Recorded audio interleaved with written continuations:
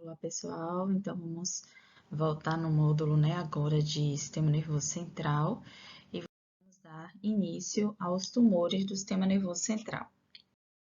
Aqui é uma tabela que não dá para ver detalhes, mas eu peguei do livro da OMS, que foi atualizado no ano de 2021, e que a gente consegue observar que existem inúmeros tipos de tumores. E que não vai, eu trouxe só para vocês terem noção que cada tumor atualmente tem um gene alterado, um perfil molecular, e a partir daí é que esses tratamentos estão sendo direcionados. Então, por mais que o paciente tenha uma clínica que favoreça um determinado tipo de diagnóstico, por mais que o exame radiológico favoreça determinado tipo de diagnóstico e a histologia, a morfologia favoreçam determinado tipo de diagnóstico, o que fecha o diagnóstico do paciente são as alterações genéticas e os perfis moleculares. Só que esses exames, como a gente sabe, são exames bastante caros e que não são acessíveis ainda para a grande população. Mas o que a gente mais conhece é a alteração do IDH, mas existem outros tipos de alterações que vamos encontrar em outros tipos de tumores que não são tão acessíveis atualmente. Mas aí é só para vocês terem uma noção da quantidade de tumores e da quantidade de alterações genéticas que a gente pode encontrar nos tumores de sistema nervoso central. Inclusive, são os tipos de tumores que são mais atualmente estudados para os perfis de metilação e perfis moleculares, bem como os tumores de pulmão. Então, fazendo uma rápida introdução, os gliomas são tumores glioneuronais e tumores neuronais são os tumores mais comuns e mais variados que afetam o parênquima do sistema nervoso central. A gente sabe que atualmente a incidência varia de 10 a 17 por cada 100 mil pessoas para os tumores intracranianos e de 1 a 2 por cada 100 mil pessoas para os tumores intraespinhais. Normalmente 50 a 75% dos tumores aproximadamente são primários, e o restante, 25 a 30% dos tumores são constituídos por neoplasias metastáticas, né? E corresponde a 20% dos tumores dos cânceres da infância. Então, começando pelo mais comum, né, que são os gliomas, os glioblastomas, os tumores glioneuronais e os tumores neuronais. Esse é o título dado na Organização Mundial de Saúde, ele é separado, né? Os gliomas, os ependimomas, são todos separados dentro dessa entidade de gliomas, tumores glioneuronais e tumores neuronais. Então, falando um pouco, né, rapidamente sobre os gliomas, é o tumor mais comum do sistema nervoso central, como eu falei, vai incluir o astrocitoma, o ependimoma, o glioblastoma, ou também chamado de GBM, o oligodendroglioma e os vários subtipos e suas combinações. Existem inúmeros subtipos, como eu mostrei a vocês nas tabelas anteriores, mas a gente precisa sempre identificar qual é o componente principal, porque se for, por exemplo, um tumor oligodendroglial, a gente tem um tipo de tratamento. Então, a gente precisa identificar sempre o subtipo principal para direcionar o tratamento desses pacientes. Lembrando que o GBM, eu vou falar sempre como GBM, o glioblastoma, é um dos piores tumores, mas hoje em dia já tem alguns tumores que conseguem ser tratados de acordo com o perfil de metilação e o perfil molecular. O que é que a gente espera encontrar? Normalmente na histologia, né? Normalmente são bastante vasos, necrose, porque são tumores bastante agressivos, com alto índice de proliferação e, consequentemente, esses tumores têm que proliferar, né? E produzir vasos para conseguir sobreviver. Só que como eles são tão grandes, principalmente os glioblastomas, que são os gliomas de alto grau, o glioma grau 4 da OMS, eles normalmente são tão grandes que necrosam no centro. E o que a gente vê de característica também são as necroses empaliçadas. E o subtipo vai variar de acordo com o perfil de metilação, o perfil mutacional, molecular e o perfil imunohistoquímico, né? Geralmente não tem uma histologia compreendida, mas existe alguns fatores de risco conhecidos, como radioterapia na região do crânio, e normalmente os gliomas nesse cenário, eles geralmente surgem 5 a 25 anos após a exposição. Geralmente em relação à terminologia, A gente sabe que a localização que a terminologia varia de acordo com a localização. Normalmente intraaxial é dentro do cérebro e da medula espinhal, intramedular é só dentro da medula espinhal, extraaxial não ocorre dentro do cérebro e nem da medula, por exemplo, o meningioma ocorre fora desse parênquima, né, cerebral. Extramedular também não é dentro da medula, supratentorial é acima da membrana tentorial do cérebro e infratentorial é abaixo da membrana do tentorial, que geralmente é cerebelo, tronco cerebral ou a própria medula espinhal. As principais características clínicas e epidemiologia correspondem a 13 mil mortes nos Estados Unidos atualmente e 2% normalmente das mortes por câncer no ano, né? Tem um pico na infância, depois declina até os 25 anos e depois aumenta com a idade. E no que normalmente a gente vê que os glioblastomas, de acordo com a mutação, acima de 50 anos a gente pensa em um glioblastoma mais agressivo, de um tipo, e abaixo de 50 anos a gente pensa em um glioma menos agressivo, mas com outro subtipo. Na infância, o que a gente mais observa é o astrocitoma pilocítico. 33% ocorre na fossa anterior, supratentorial, 67% ocorre na fossa posterior, que é o astrocitoma, que corresponde a 26%. O meduloblastoma, o pinete, né, ocorre em 24% e os ependimomas ocorrem em 14%. Normalmente, os adultos, as metástases são mais comuns do que os tumores primários. Só que geralmente a gente não biopsia, porque o diagnóstico é radiológico, eles tendem a tratar. E dos tumores biopsiados, 67% surgem na fossa anterior, 33% corresponde aos gliomas, 13% aos meningiomas, 12% corresponde a metástases, 5% corresponde a adenomas hipofisários e 33% ocorre na fossa posterior, que são os schwannomas, que eu vou falar um pouco mais na frente. Na medula espinhal, os tumores mais comuns são os schwannomas e o ependimoma. Por que a gente sempre traz essas informações para vocês? Porque vocês podem encontrar na rotina um paciente que chega ou no PSF ou na UPA com crises convulsivas, com história, e vocês na emergência vão ter que atendê-los e vão fazer provavelmente exame de imagem, e a gente tem que pensar de acordo com a topografia, de acordo com o achado da imagem, o que é mais comum, certo? As metástases de tumores primários do sistema nervoso central fora do sistema nervoso central é rara, né? Então, geralmente, a gente não vê metástase do sistema nervoso central para outros lugares. Alguns tumores que têm aparência radiológica benigna ou até histológica, eles podem ser infiltrativos e podem ser difíceis de ressecar. Tem mais ou menos 3 semanas que eu peguei um caso de um meningioma clássico, típico, um meningioma fibroso de uma paciente que tinha 60 anos. Era um tumor benigno, vamos dizer assim, mas esse tumor era grande. Essa paciente fez a ressecção do tumor e durante o intraoperatório essa paciente faleceu. 2 semanas depois, uma colega de trabalho falou que a tia morreu também de uma cirurgia de meningioma porque pegou um vaso grande e essa paciente acabou falecendo por choque hemorrágico. Então, assim, pela localização, apesar de serem tumores benignos, a ressecção pode ser uma ressecção difícil, né? E por ser um tumor às vezes até infiltrativo, eles são, vamos dizer assim, ruins de serem retirados e os pacientes podem ter uma alta morbidade. Esses pacientes geralmente sentem déficit focal, a depender da localização, abrem um quadro com convulsão, aumento da pressão intracraniana por efeito de massa, hidrocefalia ou até um edema cerebral. E eles podem se apresentar também com herniação. O que é comum de a gente observar em relação ao prognóstico de todos os tipos de tumores do sistema nervoso central é o índice de proliferação celular. Quanto maior esse índice de proliferação celular, pior o prognóstico desse tumor. Geralmente ele é classificado em benigno, baixo grau, alto grau ou um glioma, ou uma gliose cerebral. Geralmente os benignos eles não se repetem. O principal exemplo disso é o astrocitoma pilocítico, os gangliogliomas e os ependimomas. O de baixo grau, ele pode recorrer como alto grau e esse paciente vira a óbito por conta desse glioma, né, que inicialmente era um tumor de baixo grau, ele recorreu e o paciente retorna, o tumor cresce rapidamente e o paciente vem a falecer. E a gliomatose cerebral é muito comum, e normalmente ele tem um envolvimento difuso e extenso do sistema nervoso central e raramente está associado a um glioma. Normalmente, o que a gente vê é uma reação inflamatória e esses pacientes podem desenvolver uma lesão e essa lesão pode ser chamada de tumor maligno, mas na realidade é só uma reação inflamatória que a gente chama de gliose.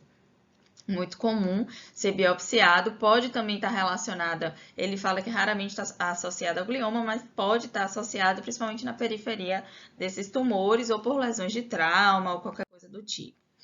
Normalmente, o que a gente vê na histologia é que no centro do tumor, a celularidade é muito maior no centro do tumor, o índice de proliferação celular é muito maior. O que a gente vê normalmente é essa quantidade enorme de mitoses, principalmente nos glioblastomas. Pode ter uma quantidade maior de vasos, necrose. E a gente pode também calcificação. Uma coisa que é muito comum é a presença de calcificação. Como eu falei, né, existem inúmeros tipos de gliomas, aí eu vou dar ênfase a alguns mais conhecidos e mais importantes, iniciando falando um pouco sobre o glioblastoma do tipo IDH selvagem. É um glioma astrocítico extremamente agressivo, ele é infiltrativo, mas normalmente não possui as mutações nos genes IDH1 e IDH2 e da histona H3, por isso que a gente chama IDH tipo selvagem.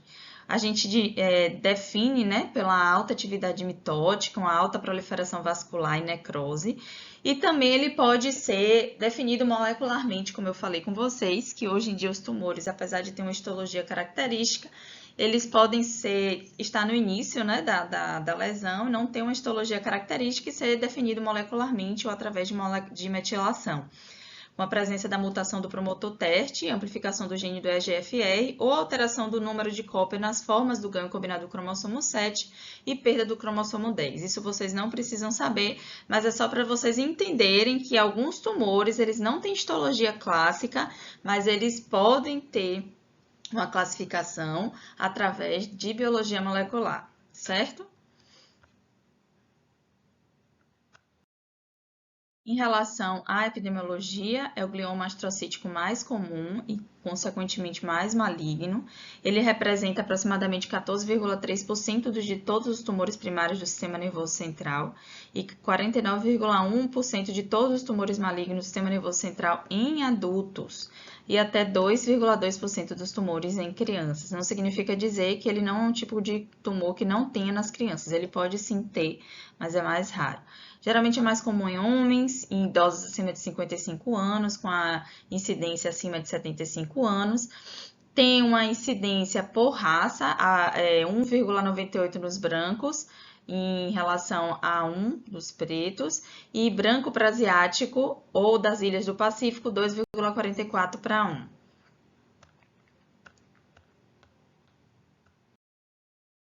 Em relação aos sítios, é mais comumente em regiões supratentoriais, como lobo frontal, temporal, parietal e occipital, mas é mais comum no lobo frontal, certo? Normalmente o que a gente vê são centrados, né, na substância branca subcortical e tem infiltração no córtex através do corpo caloso com disseminação para o hemisfério contralateral. Então, é um tumor bastante agressivo que se dissemina muito rápido. Existem casos raros relatados no cerebelo e na medula espinhal. Em relação à fisiopatologia, não se sabe normalmente, mas existem vários tipos de células do sistema nervoso central que podem sofrer uma transformação maligna, com características do GBM, e que são as células precursoras dos oligodendrócitos, as células precursoras neurais dos astrócitos e os neurônios, mas não existe uma certeza que existe uma origem, né, determinada desses tipos de tumores. Em relação à etiologia, ainda como eu falei, é desconhecida. Existem casos raros com síndromes tumorais genéticas, como a síndrome de Lynch, de Li-Fraumeni, a esclerose tuberosa e a neurofibromatose tipo 1. Existe um único fator de risco, em relação, como eu falei, à radiação ionizante na região do sistema nervoso central, e não se sabe, mas tem uma evidência conflitante com lesão traumática no caso do TCE. As principais características clínicas, como a gente sabe, depende da localização do tumor, mas o paciente pode evoluir como convulsão, déficit neurológico focal, hemianopsia, hemiparesia, a fazer sempre pensar que a a característica clínica depende da localização desse tumor. Aqui uma foto, né, de um glioblastoma, você vê que parece até uma metástase na ressonância coronal. E aqui é como ele aparece, né, na macroscopia, quando a gente corta, né, esse cérebro, a gente procura esse tumor e ele aparece assim. Na maioria das vezes ele tem necrose, ele tem bastante hemorragia, áreas de gliose ao redor. Então, é um tumor característico tanto na imagem quanto na histologia. Os piores fatores prognósticos em relação a eles é a questão do índice de proliferação celular. Geralmente, os pacientes, a depender do tipo, se for um glioblastoma com um alto índice de proliferação celular, eles sobrevivem de 15 a 18 meses. Quanto mais jovem, melhor a sobrevida e quanto pior o status de performance, pior o prognóstico desse paciente. Em relação ao tratamento, a gente pode fazer com ressecção cirúrgica, seguida de radioterapia com temozolomida, né, que é o TMZ, com concomitante e adjuvante. Se eles não tiverem metilação, a própria radioterapia pode ser tentada, mas se eles tiverem metilação ou alteração molecular, essa terapia não é tão eficiente. Em relação à macroscopia, o que a gente vê que é, como eu mostrei anteriormente, é aquela massa cinzenta, esbranquiçada, mal definida, com hemorragia e bastante necrose, porque ela é um tumor grande, expansivo e que se prolifera rapidamente. Aqui é uma foto de um glioblastoma epitelioide e aqui é um glioblastoma de pequenas células. A gente vê aqui uns vasinhos bem proeminentes, mas assim, a gente consegue ver aqui que tem um aspecto gemistócito. Deixa eu botar um aspecto gemistócito aqui com pleomorfismo, bastante pleomorfismo, e a gente pode encontrar necrose normalmente empaliçada. Um outro tipo de neoplasia astrocítica é o astrocitoma pilocítico. Normalmente, o que a gente encontra na imagem é uma neoplasia bem circunscrita, bem diferenciada, com processos piloides que parecem pelos, né? Por isso esse nome é astrocitoma pilocítico, e ocorre mais comumente em crianças e adultos jovens. Eu preferi trazer esses dois porque são os tumores mais importantes que vocês devem saber dos tumores gliais, né? O glioblastoma nos adultos e o astrocitoma pilocítico nas crianças. Como eu falei, é o glioma mais comum nas crianças, geralmente é circunscrito e não é um tumor tão agressivo, geralmente é um tumor de baixo grau. É mais comum em mulheres é mais comum em homens do que em mulheres. Normalmente corresponde a 5,4% dos gliomas e ocorre principalmente nas 2 primeiras décadas de vida. Ocorre normalmente no euroeixo, mas é mais comum na região do cerebelo, na região supratentorial, na via óptica ou hipotalâmica, no tronco e na medula espinhal. Na infância, é mais comum na região infratentorial, como eu falei anteriormente. A fisiopatologia está relacionada à mutação do complexo da via MAP-quinase, à alteração da via e ativação do fator de transcrição e, consequentemente, proliferação e aumento do crescimento celular. Em relação à etiologia, a maioria dos casos é esporádico, incidental, mas também tem relação com a mutação germinativa do gene dessa via que eu acabei de explicar, da via MAP-quinase. Clinicamente, esses pacientes se apresentam com déficits neurológicos, dependendo da localização do tumor, mas pode ter sinais não localizatórios, né, como macrocefalia, dor de cabeça, endocrinopatia, a depender da localização, e aumento da pressão intracraniana. O diagnóstico é feito apenas pelas características histológicas, a radiologia ajuda, mas a gente hoje em dia já pode fazer o teste molecular, porque existem muitas características que são parecidas com diversos tipos de tumores.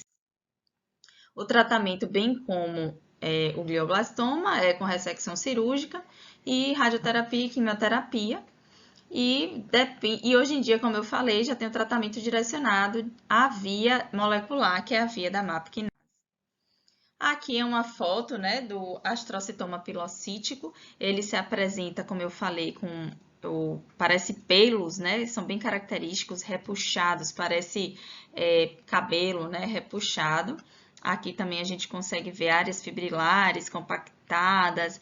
Normalmente a gente vê áreas microcísticas, como a gente consegue ver aqui, e a gente não vê necrose, mitose. Se a gente já visualizar, a gente já pode subir o grau desse tumor. Um outro tipo de tumor, um outro tipo de glioma, né, um xantoastrocitoma pleomórfico, é uma neoplasia astrocítica com prognóstico muito bom, ocorre geralmente em crianças também e adultos jovens. Foi descrito em 1979 pelo OMS como grau 2. Ele é um tumor neuroglial de desenvolvimento com alterações glioproliferativas proeminentes, que normalmente está associado à displasia cortical focal. Tem uma atividade mitótica não tão alta como o glioblastoma e não tão baixa quanto o astrocitoma pilocítico. Normalmente, como eu falei, ocorre mais comumente em crianças e adultos jovens, mas não tem uma predileção por gênero. O sítio mais comum é na região meningocerebral. 98% surge na região supratentorial, com envolvimento preferencial do lobo temporal, mas pode surgir no cerebelo, na medula espinhal e raramente ocorre na retina. A gente teve um caso bem raro, que metastatizou para abdômen. A gente sabe, como eu falei anteriormente, que são tumores que raramente metastatizam para áreas diferentes do sistema nervoso central. Mas esse caso era uma criança e ele teve metástase para abdômen. Normalmente, clinicamente, que depende da localização, está associada com convulsões e 15 a 20% vai progredir para um glioblastoma. Aqui é uma foto, né, da radiologia. Geralmente tem uma arquitetura meio cística e macroscopicamente também é dessa forma que a gente vê, e o tratamento é feito com ressecção total macroscópico que dá lesão e geralmente elimina as convulsões. Claro que o sintoma está relacionado também com compressão, aqui a gente consegue ver que ele está tomando até o quarto ventrículo, então tem que ter muito cuidado com esses tumores por conta do tamanho, mas são tumores benignos. Aqui é uma foto que, apesar de assustar pelo pleomorfismo, porque ela é bem feia, com células que parecem células gigantes, multinucleadas, mas são tumores melhores do que os tumores, os glioblastomas, né? Aqui, como a gente consegue ver, tem o que a gente chama de gemistócito, e essas células multinucleadas, por isso que ele é chamado de xanto, porque ele tem esse aspecto granuloso, né, como se parecesse um estiócito e com gordura, e pleomórfico porque ele tem muito núcleo, porque ele é bem feio, multinucleado, e por isso esse nome xantoastrocitoma pleomórfico é justamente por conta da histologia. Mas a gente consegue ver aqui que nesse campo, nessa imagem, a gente não consegue ver mitose nenhuma. Falando um pouco, né, sobre os tumores embrionários, como eu falei, existem inúmeros tumores embrionários, mas eu vou dar preferência ao tumor mais comum, que é o meduloblastoma. Existem 4 tipos de tumores de meduloblastomas que estão relacionados principalmente à questão genética, né, que está relacionada com o gene WNT, SHH, WNT, não WNT e o não SHH, ou meduloblastoma do grupo 3 ou meduloblastoma do grupo 4. Isso é muito específico para os neuropatologistas, mas só para vocês entenderem, caso vocês peguem um laudo e tenham um meduloblastoma com algumas dessas características. Mas, histologicamente, a gente também pode definir de acordo com a morfologia, o clássico, o desmoplásico, com extensa nodularidade, e o meduloblastoma de células grandes ou anaplásico. O clássico é o mais comum na infância e o desmoplásico nodular, normalmente em lactentes. Principalmente o que a gente vê de características são pequenas células redondas com discreto pleomorfismo, tem uma alta contagem mitótica e ocorre principalmente em cerebelo e cérebro dorsal ou no quarto ventrículo. Se vocês tiverem um caso de um paciente no PSF, no UPA, que chega para vocês com exame de imagem, com a lesão, criança ou adulto jovem, com a lesão nessa região de cerebelo, de cérebro dorsal, o primeiro tumor que a gente deve pensar é o meduloblastoma. Como eu falei, é o mais comum, né, da infância, perdendo apenas para o astrocitoma pilocítico. Então, astrocitoma pilocítico e meduloblastoma são os tumores do sistema nervoso central mais comuns na infância. O clássico é chamado também de não WNT ou não SHH, e geralmente ele está localizado na linha média. O desmoplásico, o nodular, geralmente está localizado nos hemisférios cerebelares e na linha média. Está associado com a síndrome de Gorlin ou a síndrome do carcinoma bacelular nevoide. Ele tem o SHH ativado e é favorável nas crianças pequenas em comparação com os não desmoplásicos. Já o nodularidade extensa está principalmente relacionado com o meduloblastoma desmoplásico, tem ativação da SHH, ocorre principalmente em bebês e tem um resultado muito bom. Já o de células grandes ou anaplásicos, eles têm um pleomorfismo celular bem proeminente na histologia e está associado a todas as variantes genéticas que eu falei anteriormente, mas é mais comum na SHH ativada. Os sítios mais comuns, como eu falei, é o parênquima cerebelar e o quarto ventrículo.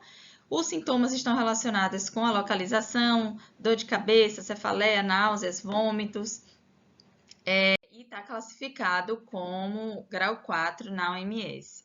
É um tumor de mau prognóstico. Se tiver mutação do TP53, tem um pior prognóstico. No caso do subtipo de nodularidade extensa, nos lactentes, eles têm um melhor prognóstico. E o desmoplásico em jovens, em pacientes jovens, ele tem um resultado melhor. O tratamento é com quimioterapia, cirurgia, e a gente pode fazer sequenciamento genético e tratar direcionado, como eu falei.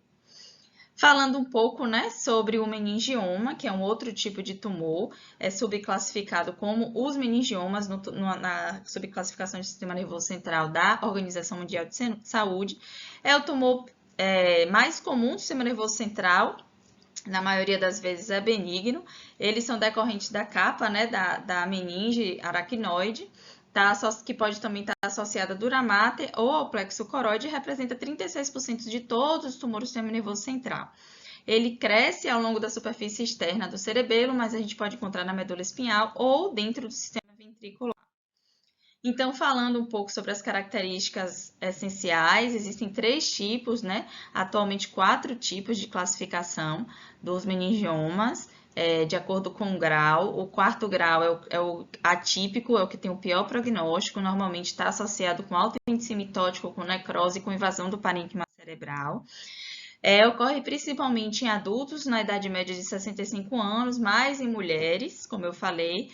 E em casos raríssimos podem ocorrer na população pediátrica, mas a gente não pode excluir completamente.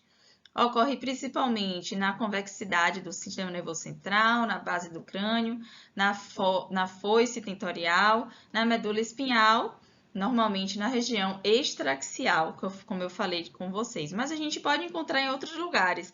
Pode encontrar meningioma no pulmão, nas glândulas salivares, no mediastino, em locais ectópicos, né? Não típicos, vamos dizer assim. Em relação à fisiopatologia, está relacionado com a alteração do cromossomo 22, com o SMARCB1, e também tem a via de sinalização do Red-Hog, com a sinalização do PIC3, do TRAF7, e surge normalmente nas meninges derivadas da região do mesoderma, da linha média, né? Em relação à etiologia, fatores de risco, a gente pensa sempre em radiação, em doses altas ou baixas, tem relação com terapia de reposição hormonal ou contraceptivos orais. Esses meningiomas, eles coram para a imunistoquímica de receptor de progesterona, então por isso essa relação. Eles têm receptores ativados nesse tumor. Quem tem mutação germinativa do NF2 ou do SMART-CB1, ele tem uma predisposição maior a ter meningiomas familiares e múltiplos. As características clínicas de todos os tumores do sistema nervoso central, eu vou repetir todas as vezes, está relacionada com a localização e com o tipo de tumor. Mas a maioria dos casos vai ter quadros de convulsão, quadros de cefaleia, déficit neurológico, a depender da localização. Então, sempre pensar nessas possibilidades quando o paciente chega numa emergência, num PSF, com dores de cabeça intensas que não melhoram, com convulsões ou déficits neurológicos que nunca tiveram. O diagnóstico a gente sabe que é por imagem e confirmado com biópsia, né, de ressecção. O tratamento é observatório, se for assintomático e se for pequeno, e se for grande, a gente prefere que esse tumor seja retirado, principalmente se ele tiver sintomas compressivos. extensivos. Aqui são dois exemplos de meningioma, que é o meningioma meningotelial, são dois tipos de meningioma meningoteliais que tem essa aparência assim, históriforme. Um achado que é bem comum dos meningiomas é a presença de corpos pissamomas, e a gente sempre vai botar no menor aumento para procurar mitoses e necrose para dizer se esses tumores são típicos ou atípicos, bem como infiltração do sistema nervoso central, do parênquima cerebral. O principal tipo de tumor de nervo craniano e paraespinhal é o Chivanoma, que também era chamado anteriormente de neuroma acústico, porque era muito comum na região do ouvido, né, auditiva. Neurilemoma, que hoje em dia nem chama mais, eu nem lembrava como é que falava mais isso, neurilemoma.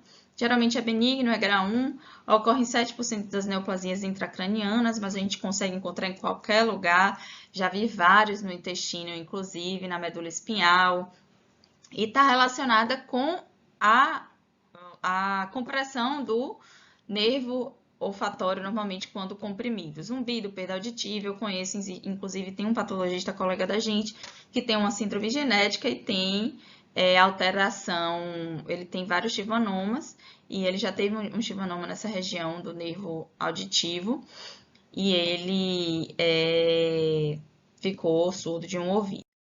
Aqui é uma foto, né? Bem característica. Os chivanomas têm essa aparência, dois tipos de aparência, ele é mais hipercelular e hipocelular, é o que a gente chama de Anthony A e Anthony B, e a formação de paliçada, né, que são células fusocelulares agrupadas assim, formando uma paliçada. E o tratamento é com radioterapia ou a própria ressecção, e macroscopicamente a gente vê com uma massa acinzentada, normalmente é associada ao nervo quando está sendo operada.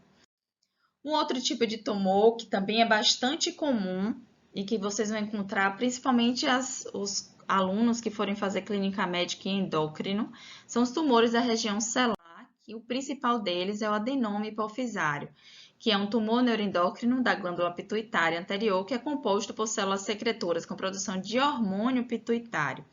Os principais tipos de tumor incluem o somatotrófico, o lactotrófico, o tireotrófico, o corticotrófico, o gonadotrófico e o plurihormonal, que é aquele que pegam todas, ou o prolactinoma, né, que é o mais comum.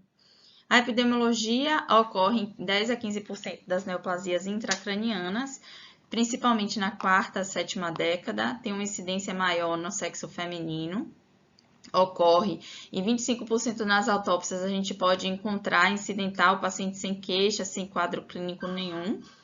E a prevalência, em relação à prevalência, né, a gente vê que 0,2% para os macroadenomas incidentais, que ocorre que mede normalmente mais de 1 centímetro.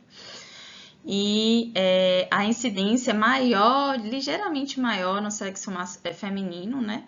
E tem uma maior incidência entre 65 e 74 anos de idade. Em pacientes de 15, mais jovens, de 15 a 24 anos ou antes, é mais incomum, não é isso? A maioria ocorre na célula túrcica, dentro da adenohipófise, né? Geralmente ocorre no lobo anterior da hipófise. Raros exemplos a gente vê no pedúnculo pituitário ou na região extracelular. Uma coisa que a gente pode encontrar são prolactinomas raros dentro do teratoma ovariano. Em relação à fisiopatologia, está relacionada com diferenciação celular impulsionada por fatores de transcrição, principalmente o PIT1, inclusive é um marcador que a gente usa para a avaliação dos adenomas hipofisários para diagnóstico, né, para fechar esse diagnóstico.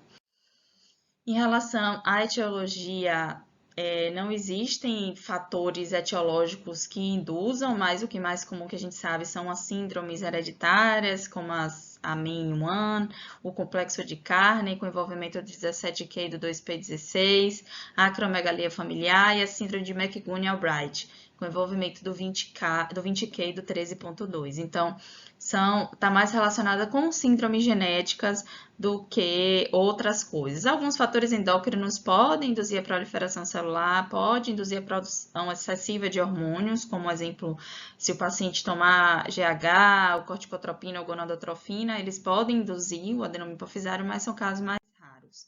Clinicamente, depende da localização desse tumor e do tamanho, né, do tumor, mas o que o paciente normalmente tem é o adenoma, o macroadenoma gerando um efeito em massa, como cefaleia e distúrbios visuais, e tem aquela síndrome de Sheehan que a gente vê nas gestantes, né, com apoplexia hipofisária, que pode ser uma emergência cirúrgica, o paciente se apresenta com necrose hemorrágica. O diagnóstico é classificado de acordo com a linhagem das células pituitárias, gonadotrófico, somatotrófico, prolactinoma, e requer, eu sempre peço nos meus casos de tumor do sistema nervoso central relacionadas à hipófise, se for um adenoma hipofisário, sempre peço o perfil hormonal para ver qual é o que é que cora, para esses pacientes saberem qual é o perfil hormonal, qual é a classificação desses tumores. Existe uma classificação, né, de baixa, alta probabilidade ou tumor maligno, de acordo com a atividade, com atividade proliferativa, o índice de KM67. E geralmente esses pacientes se apresentam com alterações laboratoriais, com prolactina elevada, níveis séricos de ACTH elevado, nível aumentado de T3 e T4, vamos dizer, uma hiperprodução de hormônios, e aí esse paciente vai investigar e ver que ele realmente tem um adenoma de hipófise. O tratamento é feito com abordagem cirúrgica, comumente por via transesfenoidal na região do nariz, não precisa ser abrir o crânio, não precisa fazer craniectomia, mas existem alguns análogos da somatostatina que o paciente também pode tomar. E pode ser feito radioterapia, cada caso ele vai ser investigado, né, para ver se esse paciente precisa ou não fazer cirurgia, precisa fazer radioterapia ou apenas com tratamento medicamentoso. A macroscopia, geralmente, nem sempre a gente recebe, né, todo o tumor, mas se a gente receber todo o tumor, a gente pode estimar, né, se esse tumor é um macro ou microadenoma, a gente precisa ter uma noção da imagem, mas esse diagnóstico de micro ou macroadenoma não é feito pelo patologista, e sim pelo radiologista. Aqui é uma foto de um adenoma hipofisário, ele tem esse citoplasma eosinofílico, granular, às vezes forma esses bloquinhos aqui, como a gente consegue ver. E é isso, essas são as referências, qualquer dúvida estou à disposição. E não se preocupem que não vamos cobrar detalhes dessas aulas, é apenas para vocês identificarem e saber que podem existir esses tipos de tumores e saber mais ou menos quais são os tipos de tumor mais comuns, certo? Tchau, tchau.